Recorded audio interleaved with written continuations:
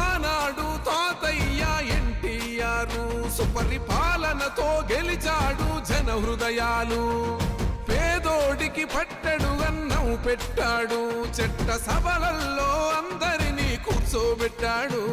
ఆ తాత అడుగు జాడల్లో అందరితో మమేకం. లోకేష్ బాబు గారి నాయకత్వం, చంద్రబాబు నాయుడు గారి నాయకత్వం.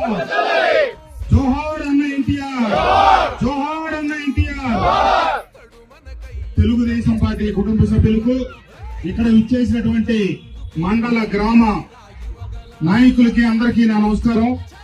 ఈ రోజు తెలుగుదేశం పార్టీ అన్న నందమూరి తారక రామారావు గారు స్థాపించి వారి అడుగుజాడల్లో వారి భావజాలానికి అనుగుణంగా చంద్రబాబు నాయుడు గారు తదుపరి భవిష్యత్తు నాయకుడుగా లోకేష్ బాబు గారు పార్టీని కష్టకాలంలో ఉన్నప్పుడు వెన్నంటి నడిపించి కార్యకర్తలకు భరోసాగా ఉంటూ కార్యకర్తలకు ఏ ఆపద వచ్చినా ఈ రోజు రాష్ట్రంలో 1,50,00,000 మంది తెలుగుదేశం పార్టీలో కుటుంబ సభ్యులుగా చేరారు అంటే చేరిన ప్రతి ఒక్కరికి గౌరవం.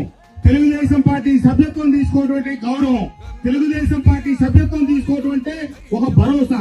ఆ కుటుంబానికి ఆర్థికంగా చేయూతనిచ్చే దానికోసం కూడా 5 లక్షల రూపాయలు ఇన్సూరెన్స్ కూడా ఏర్పాటు చేసి రాబోయే ఈ రోజు ఐటీ శాఖ మంత్రిగా దేశ విదేశాల్లో రాష్ట్రానికి నిధులు తీసుకొచ్చి అభివృద్ధి చేసేదాని కోసం ఎంతో కృషి చేస్తా ఉన్నారు.